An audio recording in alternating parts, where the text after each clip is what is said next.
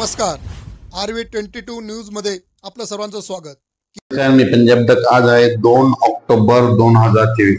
आजपासून परत एक शेतकऱ्यासाठी अंदाज येतोय. सर्व शेतकऱ्याला सांगायचं होतं की राज्यामध्ये आज म्हणजे सांगायचं झालं तर पश्चिम महाराष्ट्र तसेच मराठवाड्याच्या काही भागामध्ये रात्रीच्या काही भागामध्ये पाऊस येणार आहे म्हणून हा अंदाज लागला.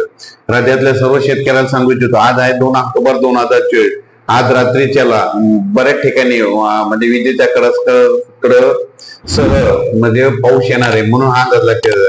सर्व शेतकऱ्याला सांगितलं होतं की म्हणजे सांगायचं झालं तर सातारा, सांगली, सोलापूर, कोल्हापूर, कोकणपट्टी, पुणे पर्यंत, त्याच्यानंतर इकडे नगर पर्यंत, धाराशिव, त्याच्यानंतर सोलापूर, त्याच्यानंतर लातूर, बीड, परभणी, नांदेड, वाशिम, पुसद, यवतमाळ पर्यंत आज म्हणजे बऱ्याच ठिकाणी विजेच्या कडकासह भाग बदलत पाऊस पडणार आहे, सर्वदूर पडणार नाही म्हणून हा अंदाज लक्षात येतो.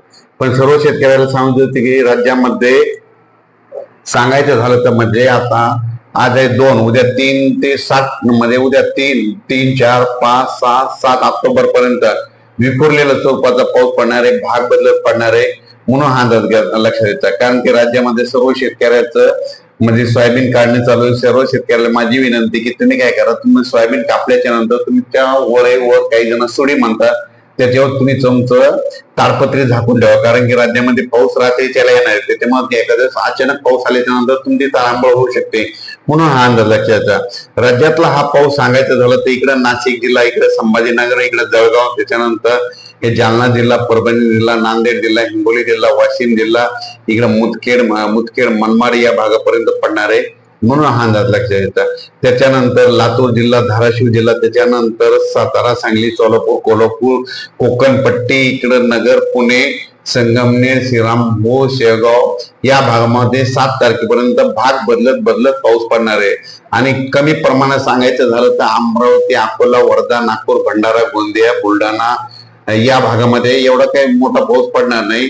तिकडे एवढा म्हणजे जास्त पडणार नाही, त्याच्यामुळे त्यांना काही एवढी घाबरायची चिंता नाही, म्हणजे काही गरज नाही, त्याच्यामुळे हे अंदाज लागतात. पण सर्व शेतकऱ्याला सांगतो की राज्यामध्ये सांगायचं झालं तर नांदेड जिल्हा, लातूर जिल्हा, बीड जिल्हा, परभणी जिल्हा, धाराशिव, त्याच्यानंतर सातारा, सांगली, कोल्हापूर, सोलापूर, नगर या म्हणजे जिल्ह्यामध्ये म्हणजे जरा पंढरपूर या जिल्ह्यामध्ये जरा चांगला पाऊस पडणार आहे म्हणून हा अंदाज लागतो. कारण की त्यांच्या सर्व शेतकऱ्याचं सोयाबीन काढणी चालू आहे. तुम्ही तुमच्या सोयाबीनची काळजी घ्या. अचानक वातावरणात बदल झाला तर परत एक मेसेज दिला जाईल म्हणून हा अंदाज लक्षात येतात. आणि हा पाऊस रात्रीच्या येत असल्यामुळे त्याच्यामध्ये विजेचं प्रमाण असल्यामुळे स्वतःची काळजी घ्यावी हे देखील सर्व शेतकऱ्याला सांगू इच्छितो. 3 म्हणजे आज 2 ऑक्टोबर ते 7 ऑक्टोबर पर्यंत हा पडणारा पाऊस सांगायचं झालं तर इकडं वाशिम जिल्हा, नांदेड जिल्हा, हिंगोली जिल्हा, परभणी जिल्हा, जालना जिल्हा, बुलढाणा ते सिंदखेड राजापर्यंत, इकडं जालना, त्याच्यानंतर इकडे नगर जिल्हा, त्याच्यानंतर धाराशिव, लातूर, बीड, त्याच्यानंतर इकडे सोलापूर, पंढरपूर, सातारा, सांगली, सोलापूर, कोल्हापूर, पुणे, नगर जिल्हा आणि इकडे संगमनेर एवढ्यापर्यंत हा पाऊस जरा चांगला पडणार आहे. जास्त काय म्हणजे वरती जास्त जाणार नाही म्हणून हा अंदाज लक्षात येतात. म्हणून या सर्व शेतकऱ्याचं सोयाबीन काढणी चालू, त्यांनी काय करा, आपण आपल्या पिकाची काळजी घ्यावी. अचानक वातावरण बदल झाला तर लगेच एक मेसेज दिला जाईल. धन्यवाद.